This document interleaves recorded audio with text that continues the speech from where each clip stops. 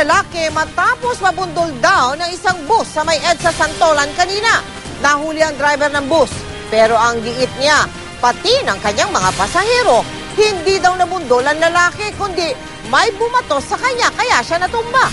Nakatutok si Marisol Abduraman, Exclusion.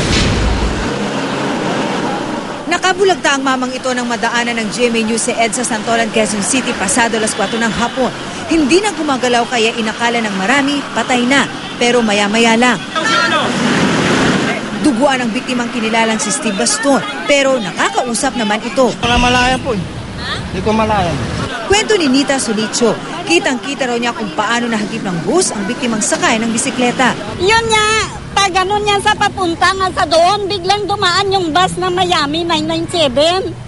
Ang akala ko, nagdiretso na itong bike, yun pala, nabangga niya. Tapos hindi huminto yung bus? Hindi, dumiretso lang.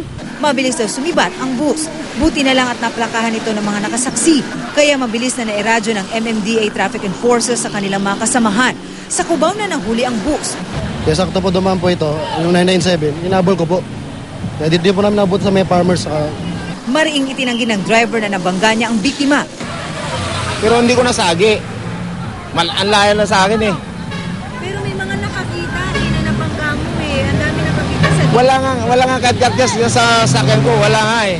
Nasinang-ayunan naman ang kanyang mga pasahero. May dinaanan siyang bato. Hindi. Tapos yung natumba niya sa gumanon yung katawan niya. Hindi siya nasagi ng bus? Hindi po. Kaya na magkita ang driver at ang biktima. Ayan, mga pasahero, nagpapatunay mga pasahero na hindi naman kita nasagi. Pero pinaninindigan ng biktima ng binangga siya ng bus.